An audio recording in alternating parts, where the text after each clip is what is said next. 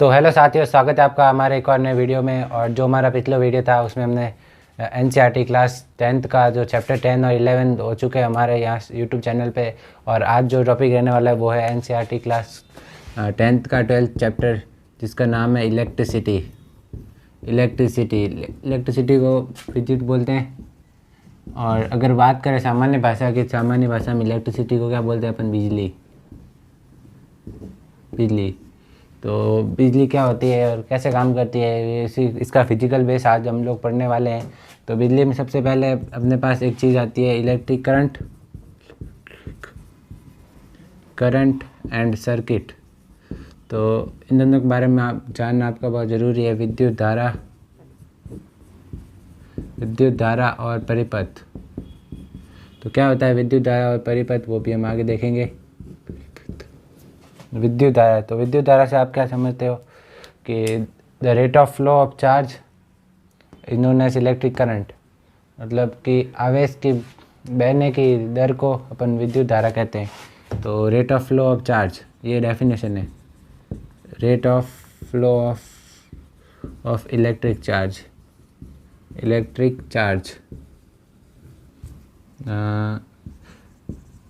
विद्युत आवेश के बहने की दर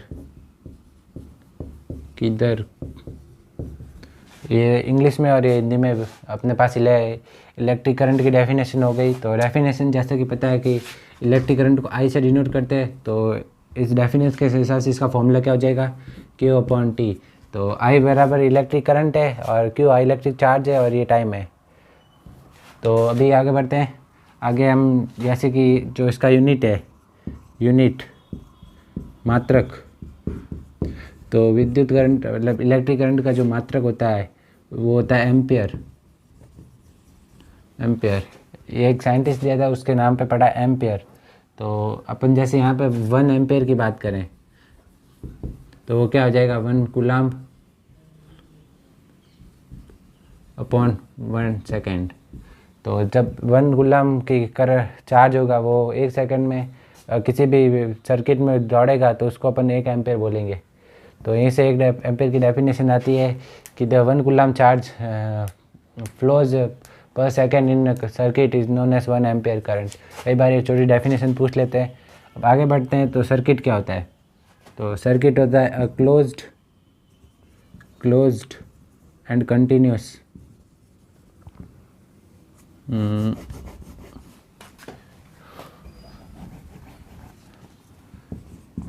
कंटिन्यूस एंड क्लोज्ड जो होता है वो पाथ ऑफ इलेक्ट्रिक करंट उसको बोलते हैं अपन सर्किट। जो परिपथ होता है वो एक निरंतर और बंद रास्ता होता है कि विद्युत धारा के बहने का, तो उसको बोलते हैं परिपथ। तो अभी ये है। और जो विद्युत धारा होती है, 5वां पॉइंट, तो विद्युत धारा को मापने के लिए एक मशीन यूज होती है, उसको बोलते हैं अमीटर से विद्युत धारा को मापा जाता है। उसको ये ऐसे, इसका सिंबल है, ये प्लस और माइनस ऐसे जुड़ेगा। तो ये इसका सिंबल है। और जो अमीटर होता है वो हमेशा सीरीज कॉम्बिनेशन में जोड़ा जाता है, श्रेणी क्रम में जोड़ा जाता है हमेशा। तो ये था कुछ जो बिजली से रिलेटेड, मतलब इलेक्ट्रिक करंट से रिलेटेड कुछ जनरल चीज़ें थी। तो ये सब थी। और अभी हम आगे बढ़ते हैं। अभी अपना जो अगला टॉपिक रहने वाला है वो रहने वाला है electric potential and potential different. विद्युत विभव और विभवांतर क्या होता है, अगले टॉपिक में देखते हैं। तो ये क्लास 10th का है, चैप्टर नंबर 3 है अपनी फिजिक्स का। तो अभी यहाँ पे अपने पास अगला टॉपिक है क्या? इलेक्ट्रिक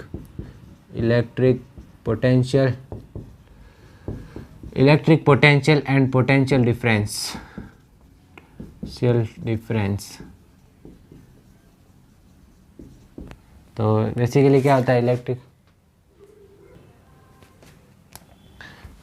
इसको अपन हिंदी में बोलेंगे विद्युत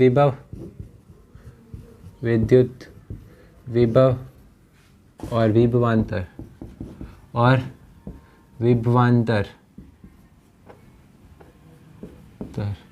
तो क्या होता है विभव और विभवांतर। जब हम बात करते हैं चार्ज की, तो किसी अनंत से किसी एक चार्ज को एक सिस्टम में लाने के लिए जो अपन कार्य करते हैं, वर्क, मतलब ये कोई पॉइंट है, यहाँ पे कोई अनंत से किसी पॉइंट पर चार्ज को लाने के लिए किया गया कार्य, उसको बोलते हैं अपन विभव। और जो विभवांतर होता है, मतलब कि ये अनंत से जब जाएंगे तो उसको बोलेंगे विभव, और विभवांतर मतलब 2 पॉइंट, ऐसे ये P है और ये Q है, तो यहाँ P से किसी चार्ज को Q तक लाने में किया गया कार्य, उसको बोलेंगे विभव, विभवांतर। तो जो V होता है वो होता है विभवांतर, और उसको डिनोट किया जाता है W/Q। तो इससे पता चल गया the work done per unit charge to bring a point from one point to the work done per unit charge to bring a charge from one point to another point is known as potential difference. एक किसी charge को एक point से दूसरे point तक लाने के लिए किया गया कार्य, उसको बोलते हैं अपन जो विभवांतर। तो अभी थी विभवांतर है, अभी इसकी यूनिट क्या होती है, इसको वोल्ट, विभवांतर की यूनिट वोल्ट होती है, उसको V से डिनोट करते हैं। और जो वोल्ट मतलब विभवांतर जो मापते हैं वो उस मशीन को बोलते हैं वोल्ट मीटर। और वोल्ट मीटर को ऐसे V से डिनोट करते हैं अपन, ये वाला इसका सिंबल है। और एक चीज़ और है कि जो वोल्ट मीटर होता है वो हमेशा पैरेलल कॉम्बिनेशन में जोड़ा जाता है। तो आगे पढ़ेंगे हम सीरीज कॉम्बिनेशन और पैरेलल कॉम्बिनेशन क्या होता है। पैरेलल यानी समानांतर क्रम। ठीक है, ये कुछ बातें थी अपन जो विद्युत विभव और विभवांतर के बारे में थी। तो अभी हम आगे बढ़ते हैं, अगला टॉपिक है वो सिंबल्स है कुछ इलेक्ट्रिक सर्किट के। तो देखते हैं अपन, जैसा कि ये कोई सर्किट मान लेते हैं, ये पहले तो अपन सिंबल समझ लेते हैं, कुछ सिंबल्स। तो इलेक्ट्रिक सर्किट में सिंबल्स होते हैं। जो पहला सिंबल होता है वो होता है ये माइनस, ये प्लस। तो इसको बोलते हैं अपन बैटरी या फिर सेल भी बोल सकते हैं। तो इसमें क्या होता है, जो छोटा वाला होता है वो नेगेटिव होता है और जो बड़ी लाइन होती है वो पॉजिटिव होता है। तो अब अगर बैटरियों को जोड़ा जाए तो ऐसे जुड़ेगी, पॉजिटिव नेगेटिव से जुड़ेगा, minus plus minus plus minus plus. अगर जोड़ा जाए तो ऐसे जुड़ेगी बैटरियाँ। और जो अपने पास दूसरा सिंबल है वो है ये की यानी चाबी। तो ये जो है वो अपने पास ओपन है, जो चाबी को अपन स्विच भी बोल सकते हैं। तो ये जो अपने पास ओपन है, इसका मतलब यहाँ पे करंट पास नहीं हो रही है। और जो तीसरा है अपने पास वो है क्लोज्ड की। क्लोज्ड की को अपन ऐसे डिनोट करते, बीच में डॉट लगाते थे। तो ये क्लोज्ड है, क्लोज्ड यानी इसमें से इलेक्ट्रिक करंट पास होती है। तो अभी जो चौथा है अभी अपने पास वो है एक ऐसे, ये बल्ब है, ये बल्ब का सिंबल है। जब हम फिजिक्स में पढ़ेंगे सर्किट में तो ये बल्ब का डायग्राम है। और पांचवा ये ऐसे अमीटर से डिनोट करते हैं, अभी हमने पढ़ा था प्लस माइनस। और छठा है वोल्ट मीटर ये ऐसे V से डिनोट करता है, ये प्लस माइनस। उसके बाद आता है अपने पास सातवां, ये इसको बोलते हैं रेजिस्टेंस प्रतिरोध। अभी इसके बारे में आगे पढ़ेंगे। और जो ये आठवां है ये होता है अपने पास वेरिएबल रेजिस्टेंस या रियोस्टेट बोलते हैं इसको। रियोस्टेट जो होता है वो वेरिएबल रेजिस्टेंस होता है, मतलब जिसका वैल्यू हम मतलब चेंज भी कर सकते हैं, बढ़ा भी सकते हैं, घटा भी सकते हैं, रेजिस्टेंस की वैल्यू। और जो अपने अभी ये कुछ थे अपने पास सिंबल्स थे जो इलेक्ट्रिक सर्किट में काम आते हैं फिजिक्स में। तो अभी हम आगे बढ़ते हैं अगले टॉपिक की ओर। अगला टॉपिक जो हमारा है वो रहने वाला है ओम्स लॉ, ओम का नियम। तो देखते हैं ओम भाई साहब ने क्या नियम दिया था। तो ये सिंबल्स थे और ओम्स लॉ की बात करते हैं। ओम्स लॉ, ओम का नियम। तो क्या होता है, जो फिजिक्स में बेसिकली सर्किट होता है, जैसे यहाँ पे मान लीजिए कोई ये सर्किट है और यहाँ पे ये हमने सिंबल्स पढ़े थे अभी हमने। तो मैं अभी पूछने वाला हूँ कौन सा सिंबल किसके लिए है, ये। तो और ये अभी सर्किट से आप क्या समझते हैं? देखो अभी अभी हमने सिंबल पढ़े थे, तो जो छोटा वाला होता है वो हमेशा बैटरी का नेगेटिव होता है और बड़ा वाला प्लस होता है। तो ये मान लो कोई बैटरी है, बैटरी मतलब हाँ बैटरी या सेल बोल सकते हैं, जिसमें से मतलब इलेक्ट्रिक करंट आ सकती है। तो ये बैटरी है, ये क्या है अपना वोल्ट मीटर। तो वोल्ट मीटर क्या होता है? वोल्ट मीटर हमेशा पैरेलल में जोड़ा जाता है, ये पैरेलल में जोड़ा गया है श्रेणी में, और जो अमीटर है वो सीरीज़ में जोड़ा जाता है। तो अब जैसे ये प्लस है ना, तो वोल्ट मीटर का हमेशा ये भी प्लस होगा, ये माइनस होगा। ये दोनों जिस हिसाब से बैटरी जुड़ी है उस हिसाब से प्लस माइनस इनके जुड़ेंगे। अभी जो चाबी है वो आपको पता ही है, वो क्लोज्ड है, मतलब कोई करंट अभी पास नहीं हो रही है। लेकिन ये रेजिस्टेंस है, ये अमीटर है और ये वोल्ट मीटर, और ये की है, की को के से डिनोट करते हैं। तो जब हम यहाँ इस की को बंद करेंगे, क्लोज्ड की करेंगे, तो इलेक्ट्रिक करंट पास होगा।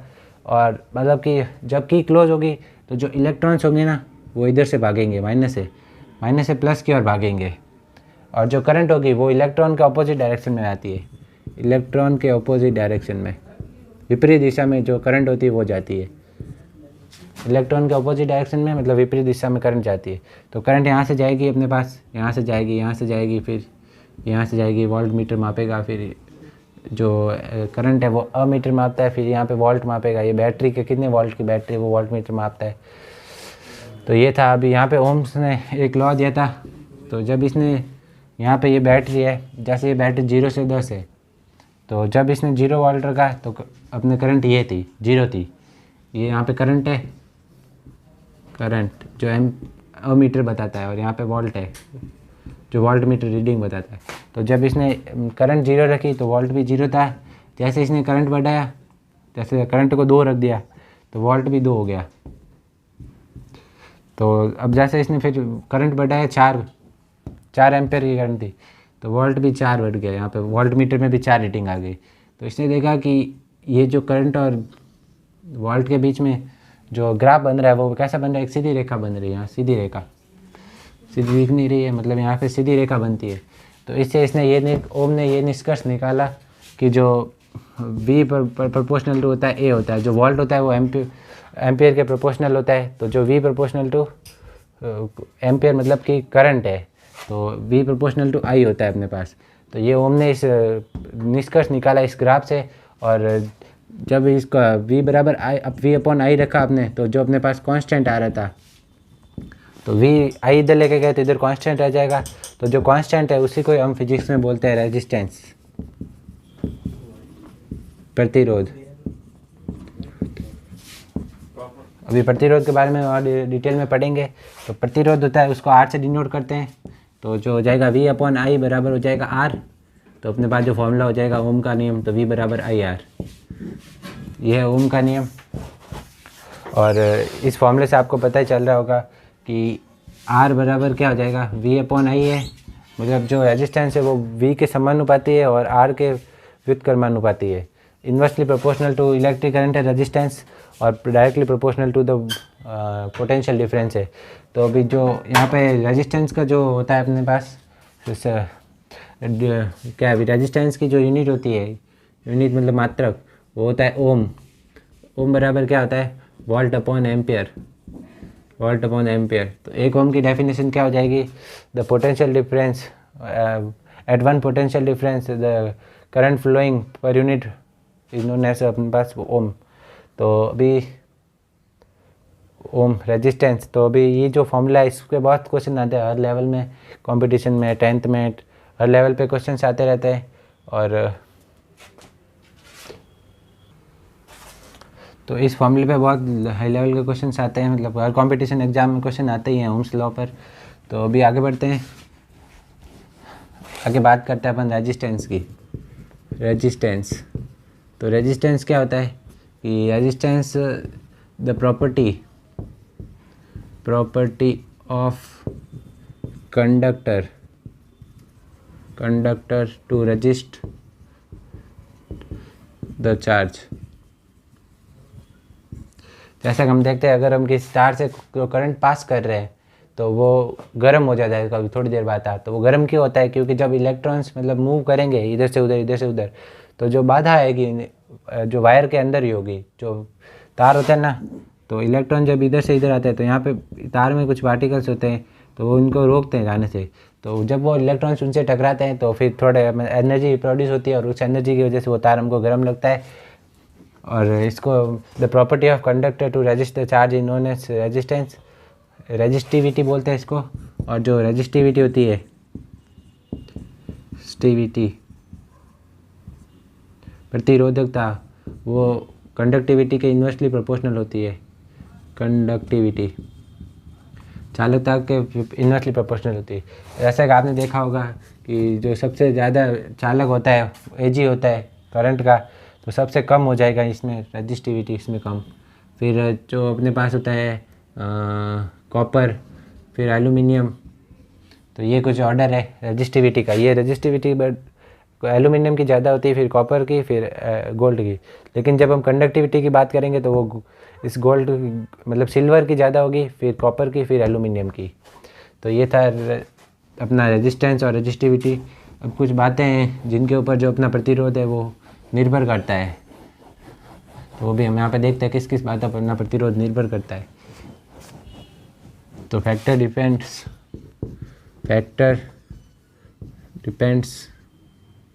Depends on resistance, factor on which resistance depend.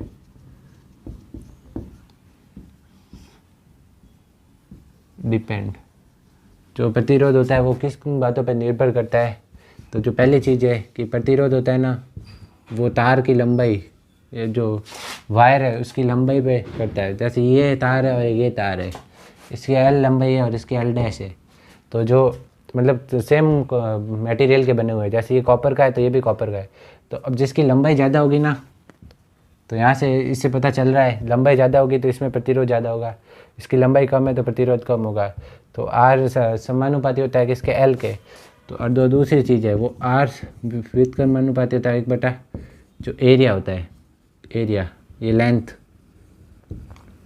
लंबाई और ये एरिया, जो ये दोनों तार है। तो मतलब आर इन्वर्सली रेजिस्टेंस जो होता है एरिया के इन्वर्सली प्रोपोर्शनल होता है। तो जिसका एरिया ज़्यादा होगा उसका रेजिस्टेंस कम होगा, और जिसका एरिया कम होगा उसका रेजिस्टेंस ज़्यादा होगा। तो अब इन दोनों फार्मूला को जब कंबाइन किया तो हमारे पास फार्मूला आया R proportional to L upon A. जब हम प्रोपोर्शनल को हटाएंगे तो प्रोपोर्शनल की जगह अपने पास एक आ जाता है रो, एल अपॉन ए।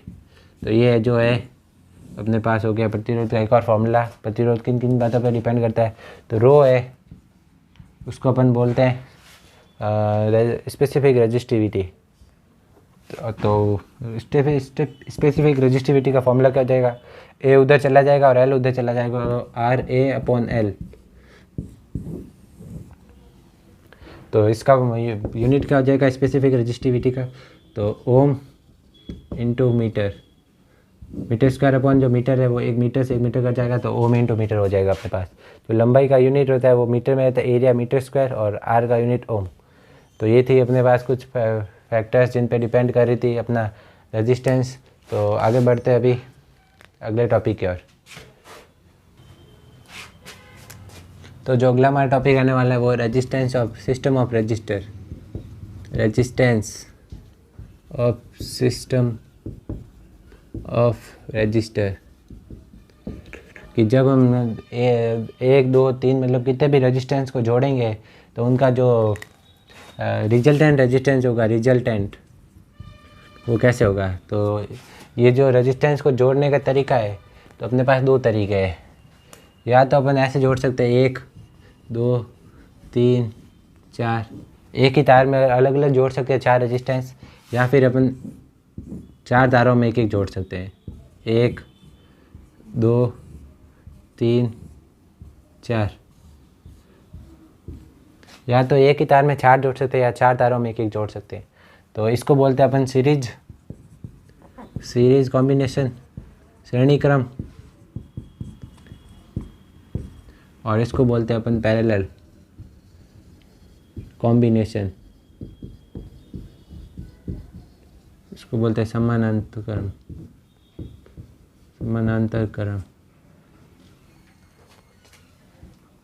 क्रम। तो अभी इन कुछ डेरिवेशंस है कि इनका जो रिजल्टेंट रेजिस्टेंस होगा वो कैसे होगा, कैसे जुड़ेंगे ये सब, तो वो उसके बारे में भी चर्चा करते हैं। तो ऐसे कि ये पहला अपने पास है श्रेणी क्रम, सीरीज़, श्रेणी। तो श्रेणी क्रम में क्या होता है कि मान लो अपन सारे एक ही पेज अलग अलग एक तार पे अलग अलग रजिस्टेंस जोड़ दिए। यहाँ पे अपन ने लगा दिया अमीटर, ये लगा दी अपने की, और ये लगा दी अपने बैटरी, और यहाँ पे सबके ऊपर भी एक एक वोल्ट मीटर लगा दिया अलग अलग। तो जैसे की चालू की, आपको पता है जो अमीटर होता है वो अपने जो आगे पढ़ा था कि अमीटर श्रेणी क्रम में जुड़ता है, तो मतलब ये श्रेणी क्रम में ही जुड़ा हुआ है। और जो वोल्ट मीटर होता है वो समांतर क्रम में जुड़ता है। तो ये देखिए मतलब हर एक का अलग अलग होगा। अगर हम यहाँ पे वोल्ट मीटर लगाएंगे तो ये इन तीनों का साथ में मापेगा, लेकिन अपन को जो वोल्ट चाहिए वो अलग अलग चाहिए, तो इसलिए वो यहाँ पे अपने अलग अलग वोल्ट मीटर लगाए। जब की चालू करेंगे ये प्लस माइनस, तो यहाँ से करंट जाएगी आई। तो यहाँ से अपन क्या नोटिस करते हैं कि जो वोल्ट है, मतलब इन तीनों का जो कंबाइन वोल्ट है, इन तीनों को जब प्लस करेंगे तो अपना रिजल्टेंट आएगा। तो वो क्या आ जाएगा अपने पास V1, मान लो ये V1 है वोल्ट, ये V2 वोल्ट है और V3 वोल्ट है, ये R1 है, R2 है, R3 है, और जो करंट है वो I है। करंट तो सब में सेम ही रहेगी क्योंकि एक ही अमीटर है, करंट से तो सेम सीरीज़ में सब में सेम ही रहती है। तो V1 plus V2 plus V3 हो जाएगा अपने पास। और जैसे कि हमने अभी ओम्स लॉ पढ़ा था, चूँकि V बराबर क्या होता है IR, तो जो V1 होगा उसके लिए IR1 हो जाएगा, V2 होगा उसके लिए IR2 हो जाएगा, और जो V3 होगा उसके लिए IR3 हो जाएगा। तो अभी जब हमने इन सब वैल्यूज़ को अपने फॉर्मूले में पुट किया तो V रिजल्टेंट क्या आ जाएगा अपने पास, और जो ये V रिजल्टेंट है वो क्या हो जाएगा IR हो जाएगा अपने पास, IR रिजल्टेंट। ठीक है, तो अब जब फॉर्मूले में पुट किया तो यहाँ पे अभी पुट कर लेते हैं। V रिजल्टेंट की जगह IR रिजल्टेंट, तो ये हो जाएगा अपने पास IR1 plus IR2 plus IR3 dot dot dot dot, मतलब जितने भी होंगे उतने प्लस होते जाएंगे। तो जब इन सब में से I कॉमन ले लिया अपन ने, तो यहाँ पे क्या बच गया R1 plus R2 plus R3 plus dot dot dot dot, और इधर IR रिजल्टेंट तो है ही है, तो I से I कट गया। तो जो I रिजल्टेंट का फॉर्मूला है वो हो जाएगा अपने पास R1 plus R2 plus R3 plus dot dot dot dot, यानी जो श्रेणी क्रम है उसमें जितने भी प्रतिरोध होंगे वो सीधा डायरेक्टली जुड़ जाएंगे यहाँ पे R3। ये इसका श्रेणी क्रम का फॉर्मूला है, प्रतिरोध को कैसे जोड़ते हैं श्रेणी क्रम में। तो अभी हम आगे बढ़ते हैं, अगला है जो हमारे पास है वो समांतर क्रम है। तो समांतर क्रम में क्या होता है, अपन ने देखा जो डायग्राम भी चेंज हो जाएगा। जो वोल्ट मीटर होता है वो हमेशा समांतर में जोड़ा जाता है। तो अभी समांतर क्रम देखते हैं। दूसरा है अपने पास पैरेलल कॉम्बिनेशन। पैरेलल कॉम्बिनेशन में क्या होता है कि जैसे मान लो ये अपने पास 3 रेजिस्टेंस है, अलग अलग जोड़ दिए उनको, 3 रेजिस्टेंस है, ये R1 है, ये R2 है और ये R3 है। अब हम इन तीनों को अलग अलग करंट मापते हैं क्योंकि जो अमीटर होता है वो सीरीज़ में जोड़ा जाता है, मतलब पैरेलल में नहीं जोड़ा जा सकता। तो सबके लिए अलग अलग अमीटर जोड़ेंगे अपन, अमीटर। ठीक है, ये अपना हो गया। यहाँ पे की, ये बैटरी, और ये अभी अमीटर तो श्रेणी क्रम में जोड़ दिया। अब एक वोल्ट मीटर भी तो जोड़ना है अपन को जो समांतर क्रम में इन तीनों के, मतलब एक यहाँ पे पॉइंट पे वोल्ट मीटर जुड़ेगा और यहाँ पे अब इन टब का टोटल वोल्ट होगा वो ये वोल्ट मीटर नाप लेगा। तो अब यहाँ से जो करंट जाएगी वो आई जाएगी। जब हम की चालू करेंगे तो यहाँ से करंट आई जाएगी, यहाँ से जाएगी। जब यहाँ पे घुसेगी तो ये अलग अलग हो जाएगी क्योंकि हर एक मतलब रेजिस्टेंस अलग है, तो उसके हिसाब से करंट भी अलग अलग जाएगी। तो मान लो ये करंट है अपनी I3, ये I2 और ये I1। R1 में I1 करंट जा रही है, R2 में I2 और R3 में I3 जा रही है। तो अब जो करंट जाएगी वो अमीटर पे दिखेगी अपन को। तो जैसे यहाँ पे हमने देखा था, तो जो रिजल्टेंट करंट होगी I रिजल्टेंट, वो क्या हो जाएगी अपने पास I1 plus I2 plus I3 हो जाएगी अपने पास। जो यहाँ पे रिजल्टेंट करंट होगी अपने पास इन तीनों से आके जो जुड़ेगी यहाँ पे, तो वो रिजल्टेंट करंट अपने पास हो जाएगी। और वोल्ट तो सबका सेम ही रहेगा। तो जैसा कि हम जानते हैं कि V बराबर IR होता है, तो I बराबर क्या हो जाएगा V/R। तो I1 बराबर क्या हो जाएगा V/R1 हो जाएगा। I2 बराबर क्या हो जाएगा V/R2 हो जाएगा। I3 बराबर क्या हो जाएगा, V/R3 हो जाएगा। तो जब हम इन सब को फॉर्मूले में पुट करेंगे तो IR की जगह अपन क्या लिख सकेंगे, VRR। तो V/R रिजल्टेंट बराबर V/R1 plus V/R2 plus V/R3। ऊपर में सब में से V कॉमन ले लेंगे तो जो अपने पास बन जाएगा V/R, तो ये हो जाएगा V कॉमन ले लिया तो 1/R1 plus 1/R2 plus 1/R3। V से V कट गया तो रिजल्टेंट फॉर्मूला आया अपने पास समांतर क्रम में, वो क्या है 1/R रिजल्टेंट बराबर 1/R1 plus 1/R2 plus 1/R3। तो यह है अपना रिजल्टेंट फार्मूला। तो जब श्रेणी क्रम में R रिजल्टेंट का फॉर्मूला ये होता है, मतलब पैरेलल में, और श्रेणी में क्या होता है R रिजल्टेंट बराबर R1 plus R2 plus R3। तो ये जब भी फॉर्मूले बहुत पूछे जाते हैं, ये मतलब कंपटीशन लेवल के हिसाब से ये टॉपिक बहुत इंपॉर्टेंट रहता है। अभी आगे बढ़ते हैं अगला टॉपिक की ओर। तो ये आज की क्लास यहीं पे ख़त्म होती है। अब आगे के जो टॉपिक्स है चैप्टर से रिलेटेड वो हम पढ़ेंगे अगली क्लास में। Thank you.